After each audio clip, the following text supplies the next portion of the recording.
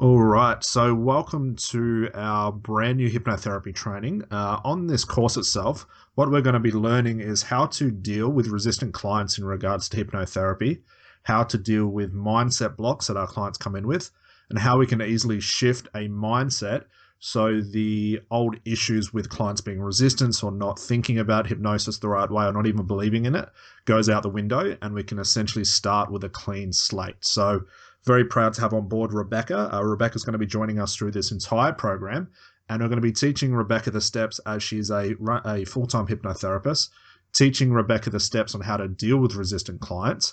And for everyone listening at home, the reason we've chosen to go down this way in regards to hypnosis is because it seems to be the most common block and the most common question we get asked on a daily basis is, how do I deal with resistant clients?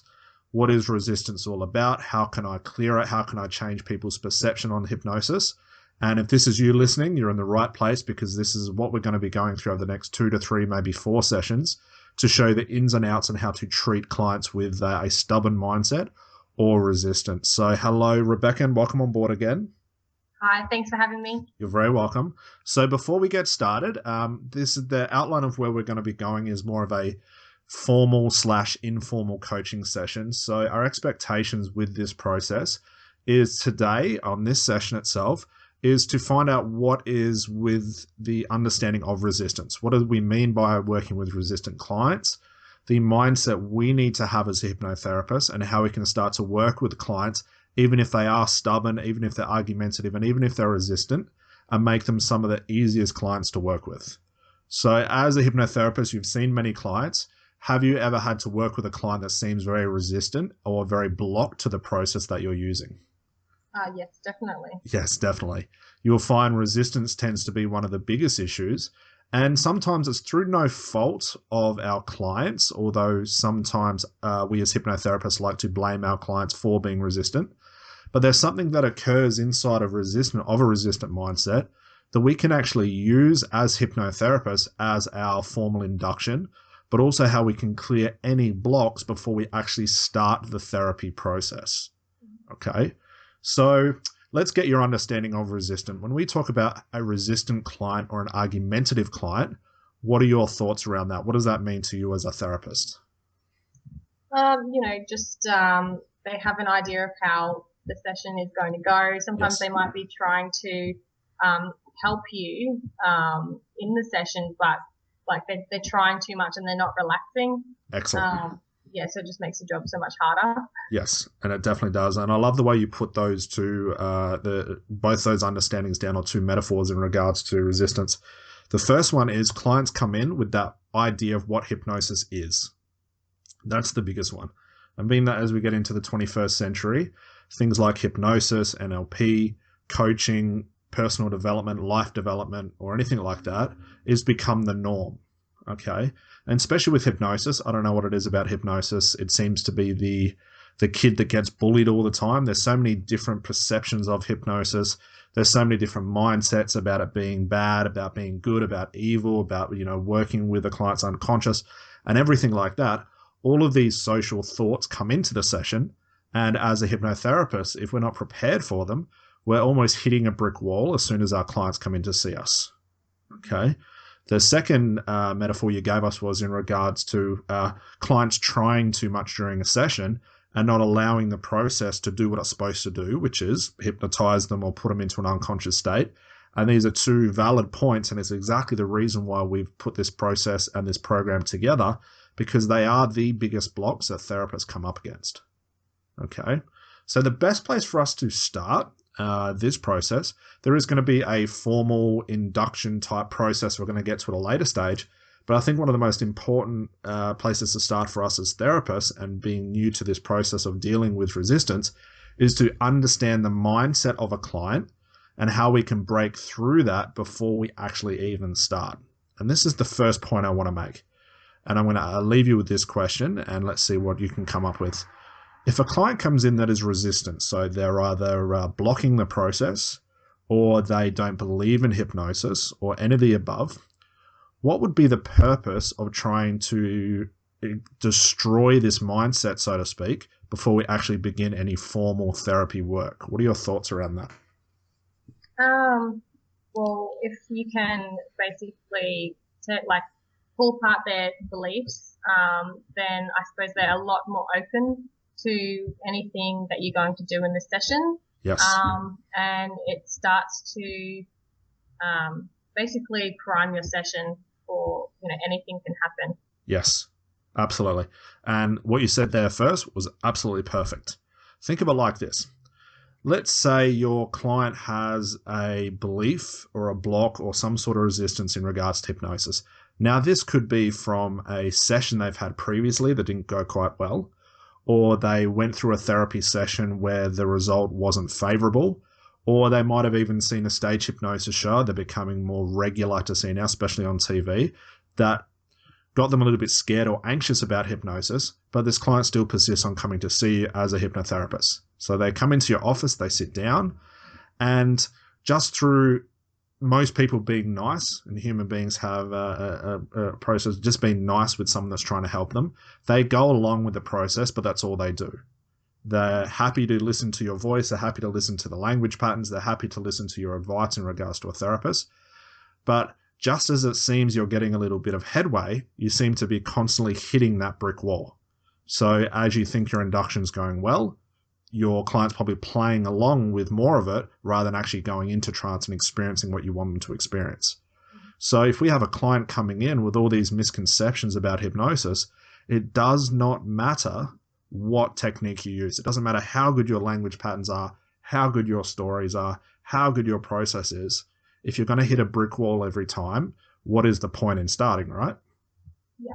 So if you can tell your client's being resistant, we need to clear this so we can almost have a clean slate to work with as a therapist. So when we go to use any process after that or any therapy intervention or any story that we're using, it has a place to sit. There's no brick walls. There's no misconception. There's no bad or negative thoughts that are going to interfere with the process. Does that make sense so far?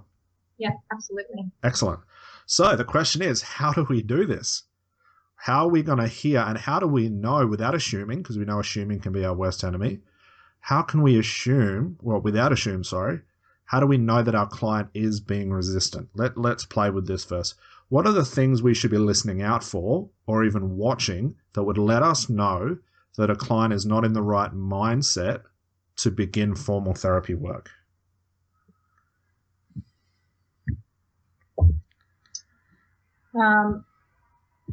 In the right mindset, sorry. Yes. So how do we know a client's not in the right mindset? What things do you think they'll be telling us, or what type of things do you think we'll be seeing when we start to either hypnotize them or use our inductions?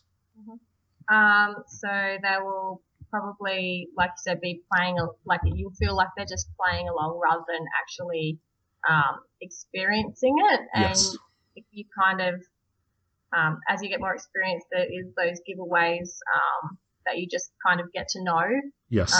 When they're not really there and they're yes. just doing what they think they should be doing. Excellent. So if a client's playing along, what's the number one thing we will not be seeing? If a client is not in trance, what won't we be seeing as a therapist? The unconscious moments. Exactly. So this is a dead giveaway that if your client's playing along or actually in a hypnotic state, is we're missing out on all those unconscious moments. And for those listening at home, an unconscious moment is another way of saying a hypnotic cue, like the rapid eye blinking, the heavy breathing, the relaxing, the shift in state, the confusion, the lack of understanding, the inability to speak or move, all the normal cues that we're accustomed to. If you're not seeing these unconscious moments, or you're not seeing that your client is entering a trance state, it's a pretty surefire bet that they're either playing along or you've already hit some resistance. Mm-hmm. Okay. Now, if we continue on with our routine, let's say we have a session booked for a whole hour, we're doing our stories and maybe reading a script if that's the type of therapy that you do. You're doing the Ericksonian approach, you're doing more of a coaching session, and you get to the end of your 1 hour session and all your client has done is just play along. What type of results can we expect by the end of the session? Not any results. Not any, right? And what this does is actually not only negative for us as a therapist because we didn't pick up on these things, But as soon as your client leaves, and maybe they're just being nice and they say, yeah, it was an okay experience, it was good, I felt okay, blah, blah, blah, just to be nice, you have now added to that negative experience and that negative resistance towards hypnosis. You have become another catalyst for the reason they didn't believe in hypnosis in the first place. Does that make sense? Yes. So you're actually cementing in another negative thought, another negative conclusion about hypnosis, which makes any attempt for that client to have after that session with either you or another therapist even harder. So we're doing all therapists, I guess we could say, we're doing all therapists a favor by helping clients, even if this is a session that you do just to break the mindset, it might take a whole session just to do that. So when you come to be therapeutic on another session, it'll be so much easier because everything that has been cluttered in the mind before is now clear and you have a place for your techniques to sit. Does that make sense? Absolutely. So if we're not seeing those unconscious moments, what else would tell us that a client is being resistant? Asking lots of questions. Yes. Yeah. So what type of questions would let us know that a client is being resistant? And I'll clear this up, this word of resistant. When we say resistant, there's a misconception for us as therapists that we do wrong as well. We think of resistant as a client not listening, not really wanting change, not really doing what they're told, being argumentative, all of these things. Now, the misconception we have and the persona we put on as a therapist is we tend to blame our client because our process isn't working. And we say to them, if you really want change, you'll play along, or it's all about teamwork here, or we both have to have an equal part in this therapy session. While true, what I want to do is also break that misconception that we have as therapists and know that a client can be resistant and it's okay for us to work with as well. Okay? So if a client's asking certain questions, how do we know they're the wrong questions they should be asking that tells us they're not in a hypnotic state? Well, they shouldn't really be asking us questions anyway. Yes, absolutely. And the most common downfall with this is if they're talking too much and asking us questions about things like, what should I be thinking?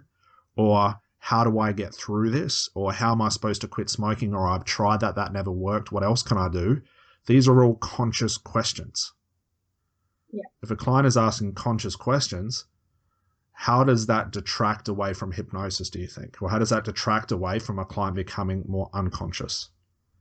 Well, it's keeping them conscious and not letting them go into trance because obviously they're Yes. thinking too much and they're not allowing. And it comes back to the metaphor you gave us before, that a client is trying too hard to help us. So they're analyzing everything. Mm-hmm. They think that if they can't answer one of our questions, especially if you're using more of a conversation or a confusional technique, if they can't answer a question properly, they feel like they're not playing their part and they block everything else after that. Does that make sense? Yes. Yes. And you can see sometimes a client getting frustrated with the questions we ask them because they don't know the answer. And we know as hypnotists, especially as conversational hypnotists, that it's more important about the questions they can't answer than what they can. Mm-hmm. Right? Yeah. So what else could we look for that lets us know we're not seeing the unconscious moments? A client is asking too many conscious questions or over-analyzing everything. What else could we tell, or how else could we tell that a client is being quote-unquote resistant or difficult?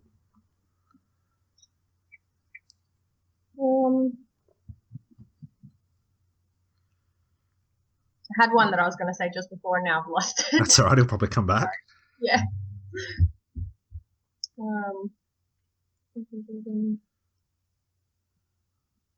Just trying to remember what that train of thought was. That's all right. Well, while you're thinking of that, let me add one that would be very common. You've probably seen this and might even be the one you're thinking about. Lack of attention. Oh, yes. Have you ever worked with a client that you're trying to be spontaneous, you're trying to use your processes, you're trying to tell your stories, you're trying to coach them through a series of events in their life, maybe like a regression or something, and they're sitting there just looking at you like they're bored to tears? Yep. We've all had it. Now, it's not to say that it's anyone's fault. It's not your fault, but it's also not the client's fault, because sometimes a client won't even know they're doing it.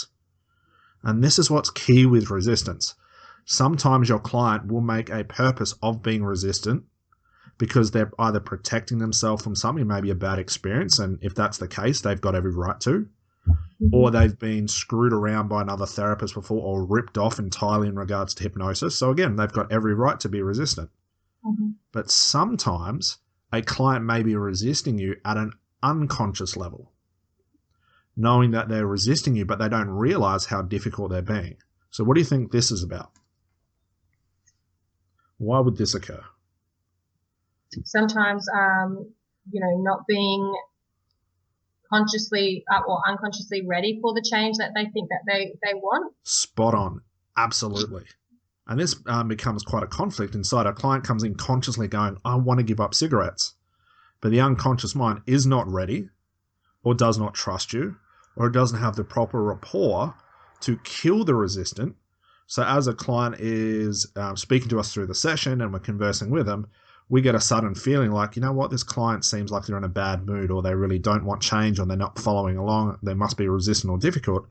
But our client is trying their very, very best to try and help the process along. And you can almost hear that conflict that a client can have with a therapist, but it's outside of their awareness. And as we start to assume, everything gets all mixed up in the mix. Does that make sense? Yeah. So we're working against conscious attention and conscious resistance, but we're also working with unconscious resistance. We're going to play with both over this program because it is so important that we have both parts of the mind working with us, even the conscious mind, so that we have a clean slate to work with. And they're the main three we need to look out for. Are we seeing unconscious moments? If we're not, it means that trance hasn't begun or we haven't quite got the unconscious attention we need. Second one is a client asking too many conscious questions and quote unquote blocking the unconscious process, which is hypnosis, it's trance, but also a client resisting us without realizing they're resisting us. So it seems we're sort of pushed up a brick wall here. There's nothing we can really do as therapists. There is, and this is the first point I want to make in the first, lesson I want to train you in to understand resistant. Okay. Now, this is more of a mindset shift for you. It definitely helped myself when I got taught this, and it's something that it may take a while for you to experience with real-life clients before you firmly believe it. So I'm going to give this to you. You can play with it however you like. It's the presupposition that's most important. If a client is resistant, they might not know they're being resistant. So if a client doesn't know or possibly cannot know, we've got no right to blame them for being difficult or resistant, right?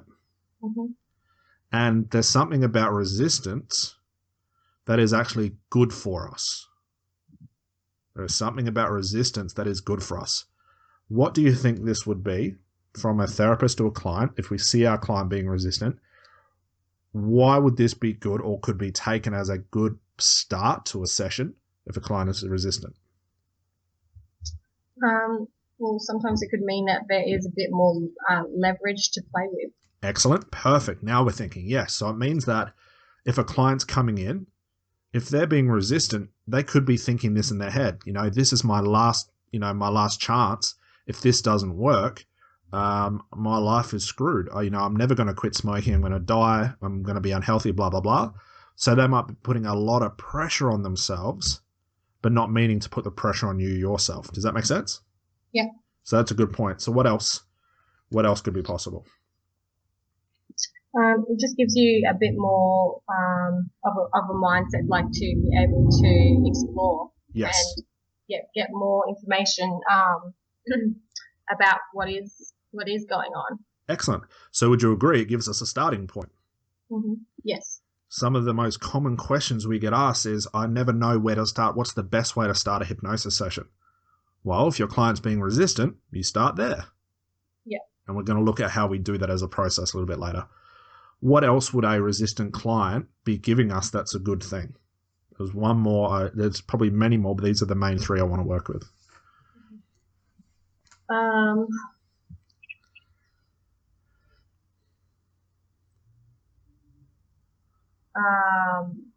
So there's probably, I would say, like the emotions that are there. Yep. So we would tease this into leverage. If your client's feeling emotional, frustrated, resistant, even difficult, and they're getting a bit angry with us, it means that we're stirring up some sort of emotion, which is great. Yeah. Because we know that when we're using emotions, all we have to do is direct the emotion or the energy behind the emotion to somewhere different that's more positive, and we're off to a good start. Okay, let's think of some more, because there are quite a few. I want to see if we can get this. That was the third one. There is one other one I want to look at because it is important to the process as well. Any other thoughts?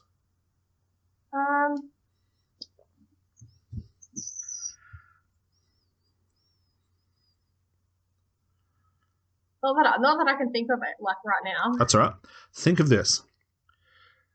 If a client's coming in and wants to be hypnotized, we need their undivided attention, do we not? Yes. So if a client's arguing the process, that lets us know we've got their attention, right?